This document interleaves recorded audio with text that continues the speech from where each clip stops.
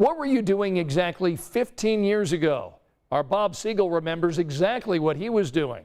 He was traveling the cities all across the nation inspecting pharmacy dumpsters. What Bob found inside triggered 3 federal investigations, millions of dollars in fines, and changes to protect your privacy at more than 20,000 drugstores all across the country. But years later, 13 Investigates has uncovered some new information about how our government handled its investigation. And tonight it's raising questions about what happens and what doesn't when big companies trash your privacy.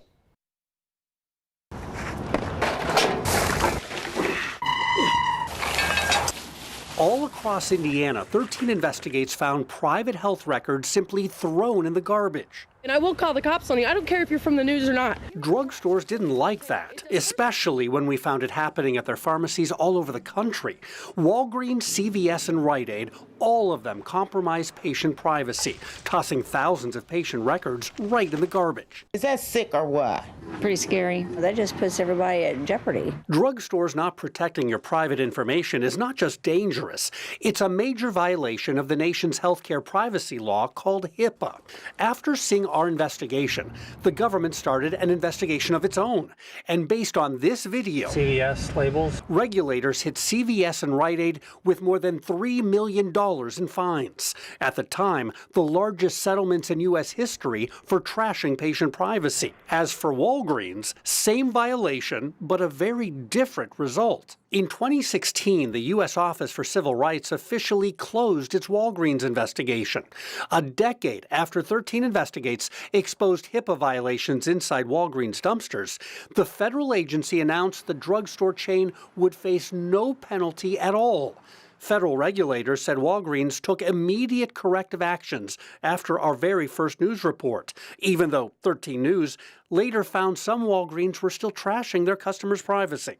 Why did the government wait a decade to close its investigation? And why did Walgreens face such a different result than other pharmacies?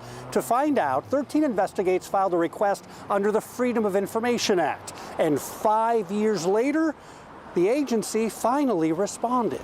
Most of the response looks like this: hundreds of pages that have been withheld. The government says it cannot release what's in these documents because it involves confidential trade secrets. But the Office for Civil Rights did release this. It's a series of emails between the agency and 13 News, and it suggests the agency simply forgot it was investigating Walgreens. On June 6, 2016, I asked the federal agency, is the government's case against Walgreens still open or has it been closed? About a week later, an agency spokeswoman responded the case is still open. Why, I asked. She quickly escalated my question to the agency's Deputy Director for Health Information Privacy. This reporter is requesting information on why the case has been open for the last 10 years without resolution. Can you please advise me on how to respond? 26 minutes later, the senior advisor for HIPAA compliance got involved. I thought this case had been closed, she said. Then she pulled in the Midwest Regional Manager and the agency's Deputy Director of Enforcement. I thought this Walgreens case had been closed. It seems that it's still open. We need to determine how to respond to this reporter. That official response came 6 weeks later. A letter to Walgreens announcing the government is closing this case without further action.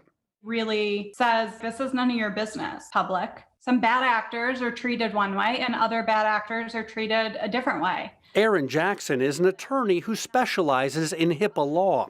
She says it still makes little sense that Walgreens would face no penalty for committing the exact same violations that resulted in settlement agreements and fines for other drugstores. If we want these settlements to have a deterrent effect, which I think we would hope that they would, then we need to be clear about why certain parties are treated differently than other parties. While there are still many questions, I want you to take a look at this.